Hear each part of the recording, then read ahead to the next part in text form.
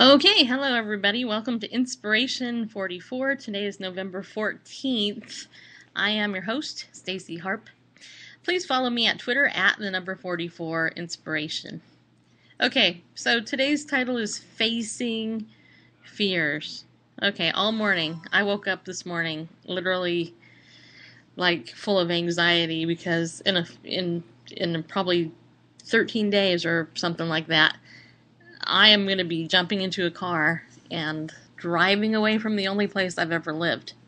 I mean, barring New York. I did live there, but I was really little and I had no choice. This is a willing move. Yeah.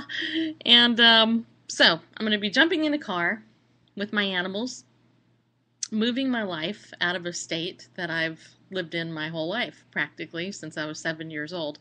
And I'm in my 40s now, 44 to be exact. So this is not only a move from a land that I've only known into a new land. I have to do what I'm being asked to do is do this with conquering a fear, which is I don't like long car drives. I've just never been a fan of long car drives. And here, I am going to be willingly getting into my vehicle and driving 2,000 miles. Yeah, 2,000 miles. We're talking 2,000 miles, or 10 200-mile trips, or 2,000 one-mile trips. However you try to divide it up, split it up, 4 500-mile trips. It's still 2,000 miles. That's a long drive. And so, admittedly, I am thinking about all the different things that could go wrong, because I'm a woman and I'm trying to prepare ahead, so I have all these things going on in my head. But I'm also trying to look at the different perspectives. So to the friends of mine over on Facebook who've been chatting with me and giving me advice, I really appreciate it. Obviously, you can pray for me, because that would be the biggest thing right there.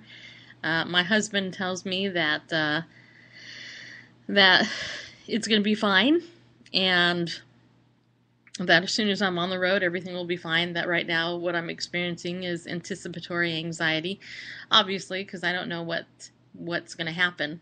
I see the positive in all this. Not everybody gets the opportunity to do this. Not everybody in their life there are people who would love this opportunity.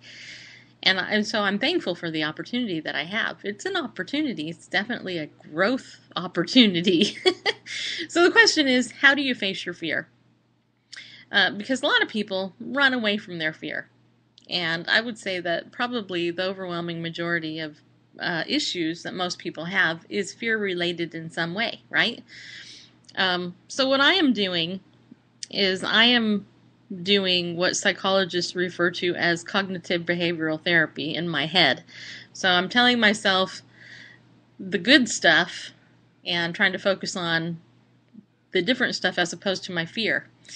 I think what paralyzes people in their fears is that they stay there and they never move forward. And that's what makes somebody a courageous person.